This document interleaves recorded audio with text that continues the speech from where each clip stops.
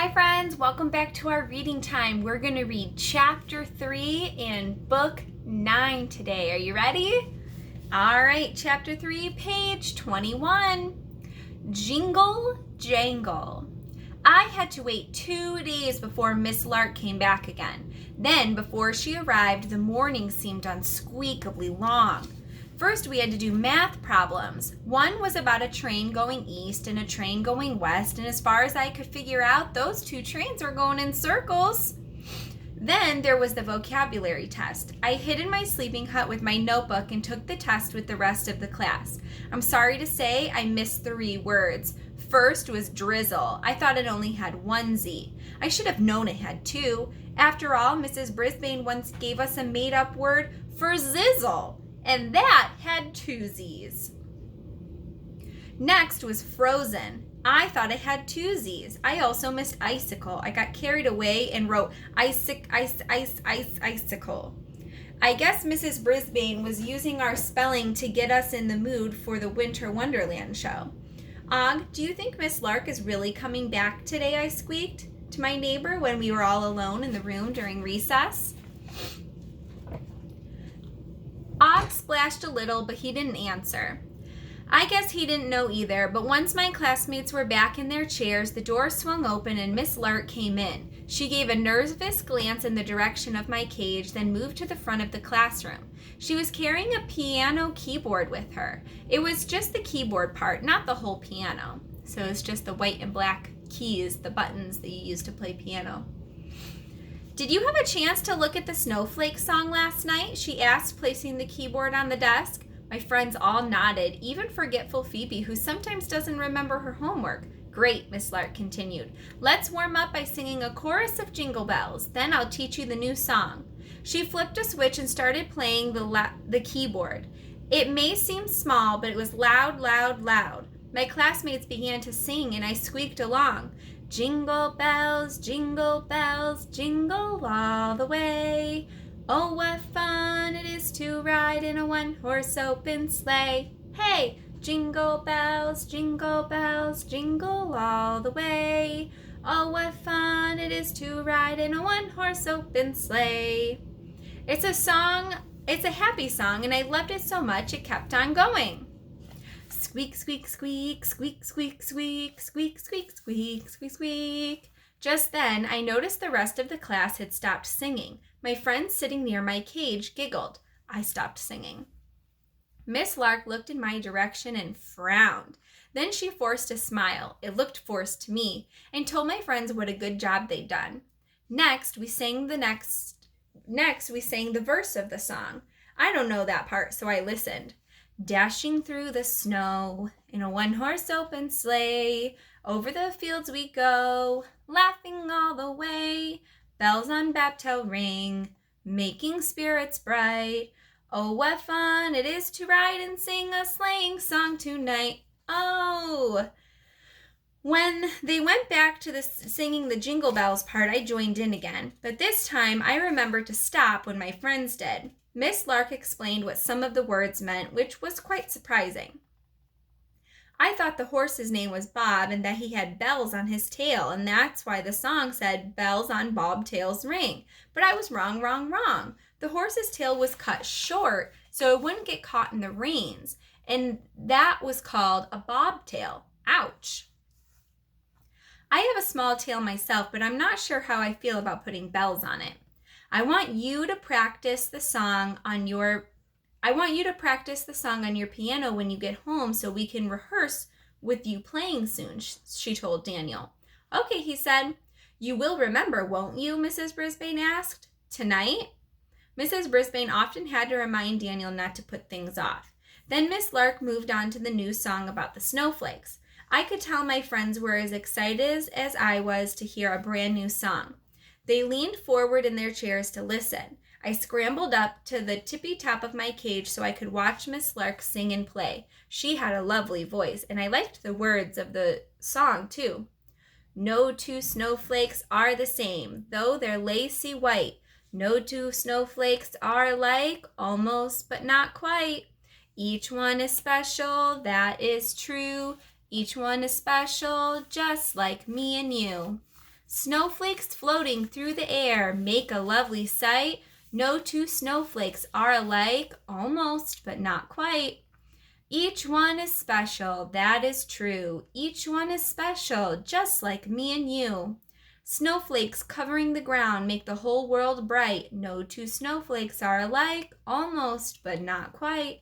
Each one is special, that is true. Each one is special, just like me and you.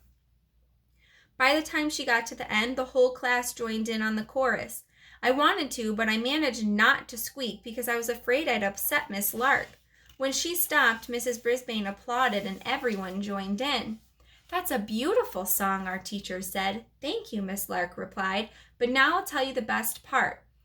Half of the class will be prancing horses for jingle bells. Those students will wear tails, horse manes, and bells. I want to be a jingle horse, Stop Talking Sophie blurted out. By the nods and whispering, I could see that the rest of my class wanted the same thing.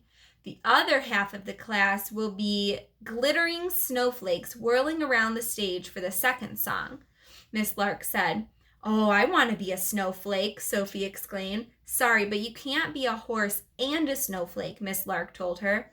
Sophie looked disappointed, but she was quiet for once. I don't want to be a snowflake, Simon said. I'd rather be a horse. All the boys nodded and they said they wanted to be horses.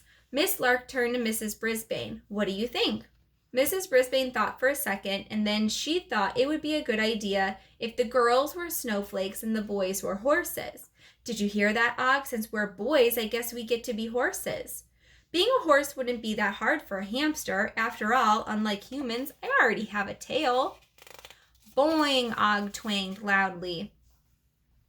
The class practiced the new song several times, and then it was lunchtime. When the classroom was empty again, I burrowed under my bedding to warm up and think. I was thinking that Og wouldn't make a very good horse. I'd never seen a picture of a green horse before, and horses don't hop. I was still happy that we boys were going to be horses, and I'm sure Og was too. For the rest of the day, it was hard to concentrate on our studies because I kept hearing jingle bells and the snowflake song going around and around in my brain. Late in the afternoon, Mrs. Brisbane began talking about real snowflakes again. That got my attention.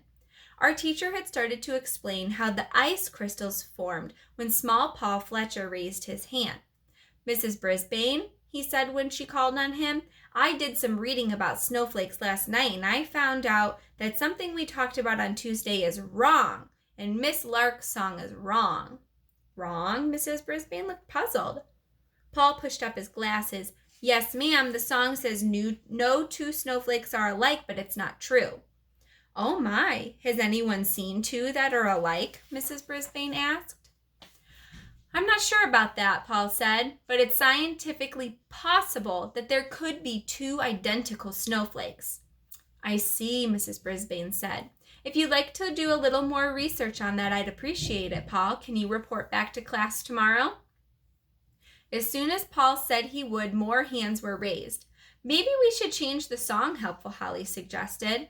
Mrs. Brisbane smiled. I'm not sure that singing sometimes two snowflakes might be alike would sound as good. Do you?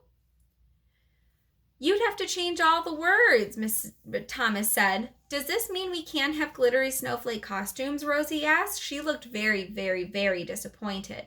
You can still have glittery snowflake costumes, Mrs. Brisbane said, and I think we can keep the song as it is. We'll talk to Miss Lark about it tomorrow. As my friend seemed pleased with her answer, speaking of tomorrow, whose turn is it to take Humphrey home for the weekend? Mrs. Brisbane asked. I looked around the room. Which house would I be visiting for the weekend? Each week it's a different place, which makes my life interesting. This is the last page of chapter 3, friends. Holly waved her hand wildly. It's me, she said. Don't forget to bring in the permission slip tomorrow, Mrs. Brisbane told her. I was pretty sure that Helpful Holly would not forget. Later that night, when Og and I were alone, I opened the lock that doesn't lock and scampered over to his tank. Og, since we're boys and we'll be jingle horses, do you think we should practice singing jingle bells? I asked. My friend didn't answer, so I decided to practice by myself. Jingle bells, jingle all the way, I began. I was happy when Og chimed in. Boing, boing, boing, boing, boing, boing, boing, boing, boing, boing, boing, boing. It didn't sound like jingle bells, but at least it was Og trying his best. Later, I snuggled under the bedding in my cage with the notebook and pencil I kept hidden. I tried to draw 2 snowflakes that weren't exactly alike, but you know what?